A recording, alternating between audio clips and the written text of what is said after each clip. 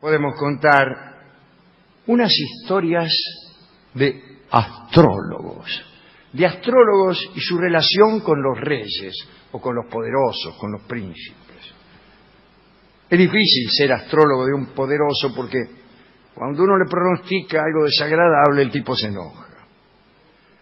Uno de los casos más famosos, que tal vez hemos contado alguna vez, fue un encuentro entre Luis XI de Francia y su astrólogo, que se llamaba Galeotti. Y el rey no se separaba nunca del tipo. Galeotti, ¿qué hago? Galeotti de acá, Galeotti va a llover, Galeotti, ¿qué número va a salir? Un día, Galeotti pronosticó a Luis la muerte de su novia, su favorita, Marguerite de Sassenage. Y una semana después la joven se vio atacada por un mal desconocido. Y el rey, Luis XI, se enojó con el astrólogo y dio orden de que lo arrojaran por una ventana. Así que pronosticas la muerte de mi prometida, bueno, tírenlo por la ventana. Cuando ya lo estaban llevando a morir, el rey exclamó: tú que pretendes ser hombre tan hábil y que te pronuncias con tanto furor sobre la suerte de los demás, dime ahora cuál será la tuya y cuánto tiempo te queda de vida.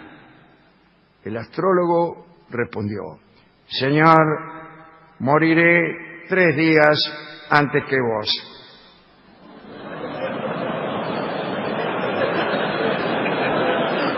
Y Luis XI suspendió el lanzamiento por la ventana y dio orden de que a Galeotti no le faltase nunca nada. Hablaremos de otros encuentros. Federico II de Hohenstaufen, el emperador es Hohenstaufen, emperador del Sacro Imperio Romano Germánico, allá por el siglo XIII, tenía fe ciega en los astrólogos como cualquiera de nosotros. Pero la verdad es que los tipos que trabajaban para él le decían cualquier cosa. Le decían lo que Federico quería escuchar. La afición del emperador por la astrología fue notable en ocasión de la segunda boda. Había estado casado él ya con Constanza de Aragón y se había muerto en 1222. En 1225 se casó con Isabel de Brienne, que en realidad se llamaba Yolanda. Yolanda de Brienne, sí. Que era muy joven, 14. Ese detalle, la demasiada juventud de su prometida, no le importaba a Federico. Y cuando llegó la noche de bodas, se aprestó a unirse a su nueva esposa. Pero el papá de Yolanda de Brienne, Juan de Brienne, habló con los astrólogos del emperador y les dijo: estoy desesperado, quisiera que ustedes intercedieran para sostener por un tiempo más la virtud de mi hija. Díganle alguna cosa a Federico para que... Entonces los astrólogos, por algún dinero, le señalaron a Federico que todavía no era tiempo de emprender hazañas eróticas y que ya vendrían constelaciones más propicias. Los astros no son propicios ahora. Bueno, Federico aceptó las indicaciones, pero con odio, con bronca. No puede ser. Los astrólogos, un poco aterrorizados ante la posibilidad de perder el favor imperial, volvieron a hablar con el padre de Yolanda. Dijeron: che, escúcheme, se puso mal este hombre. ¿Qué le parece si para que se quede tranquilo podemos contentarlo de algún modo? Y junto con don Juan de Brienne hicieron un sospechoso diseño del zodíaco y le dijeron a Federico que podía ser beneficioso para su vida el encuentro con una prima de Isabel, que era más grande y que era dama de honor en la boda. Más sí, dijo Federico, y en su noche de bodas, por indicación de sus astrólogos, se unió a una prima de su mujer y la tuvo por favorita durante un tiempo, esa es la verdad, esperando mejores constelaciones. Después, la pobre Yolanda, también llamada Isabel, murió en 1228. Y entonces, en realidad murió antes de 1228, pero murió. Un poco después, Federico se casó con otra chica, también llamada Isabel, que no era otra que Isabel de Inglaterra. ¿Y a quién llamó? A los astrólogos. Y le dijo, miren, me he casado. ¿Cuál sería la hora más adecuada para engendrar un hijo varón? Le dijo. Ajá. Dice, la hora más adecuada es la salida del sol. Dice el emperador, ¿no tenés otra hora peor? Bueno, fenómeno. Y dice, si usted cumple con sus deberes conyugales a la hora de la salida del sol, le juro que va a tener un hijo. Entonces el emperador se despertó justito a la salida del sol, homenajeó a su esposa y le dijo orgulloso, sepa que lleva un hijo. Y se acostó, se dio vuelta y se durmió. Pero aquel dictamen fue equivocado. La emperatriz tardó 2 años en dar a luz y tuvo una hija.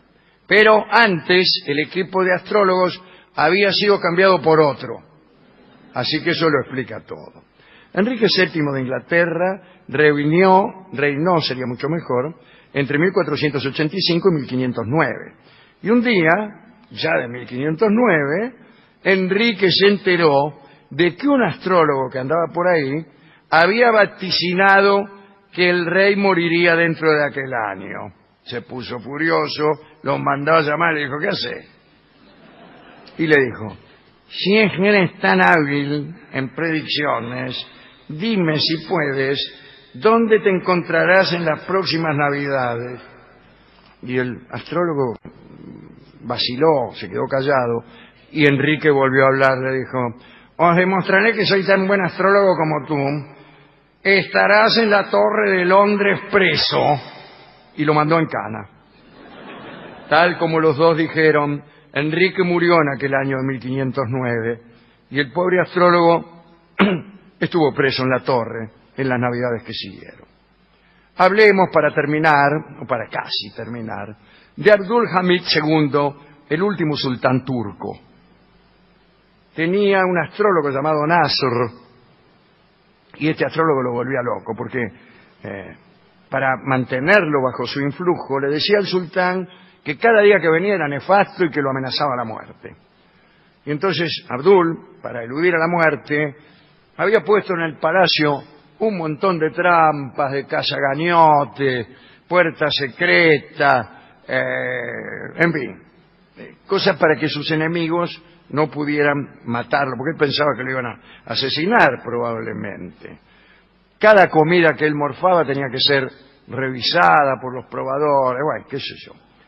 Cada vez que Nasr, el astrólogo, le sugería en cualquier momento podía morir, Abdul respondía con nuevas construcciones en el palacio, en fin. Y sus edificios quedaron llenos de corredores, refugios secretos, etcétera. Y muchas veces, en esas paredes falsas y en esas trampas, en realidad no morían enemigos, sino sirvientes o visitantes del sultán que por casualidad se caían en algún agujero, qué sé yo. Te invitaban a ver al sultán, venías por un corredor, caías en un hoyo, te morías. Bueno, Nasr le decía que eso demostraba que estaba en peligro. Por ahí, en 1908, Abdülhamid fue destituido y enviado al exilio en compañía de 7 mujeres de su harén y del astrólogo Nasr. Se instalaron en Salónica, pero la casa era mucho más humilde y no podía construir ni pozos ni cazagañotes. Y se enfermó cerca de los 80 años y se quejaba por no poder hacer obras como lo había hecho en Estambul. Pedía que llamaran arquitectos y pensaba diseños de escondites para eludir lo inevitable, pero nadie le daba bolilla. Antes de morir le dijo a Nasr que sus predicciones eran correctas y que seguramente, por confiados e inoperantes, finalmente le llegaría la muerte. Y llegó. A veces los astrólogos hacen depender un hecho de otro. Si uno viaja en barco, morirá. Si un caballo cruza frente a tu puerta, te harás rico, etc. El Tuerto Varale era un adivino, astrólogo de Flores, y le prometió a Manuel Mandev que su novia fugitiva, que lo había dejado hacía muchos años, Beatriz Velarde, volvería con él si un chingolo saltaba en su balcón. Entonces Mandev se sentaba cada tarde frente a su ventana.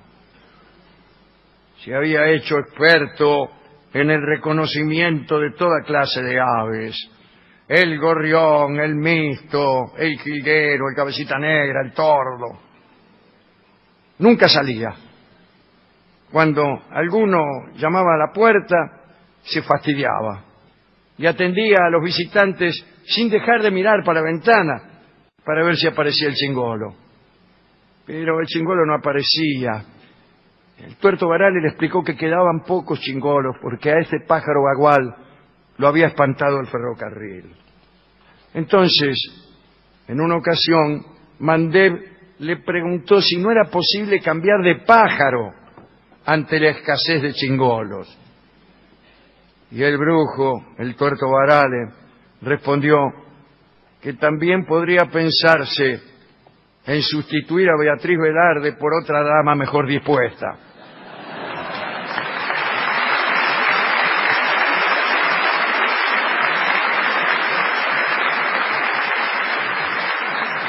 Desde entonces, Mandev no consulta a los adivinos, y cuando alguien le pregunta por dónde anda su novia, él contesta: solo Dios sabe.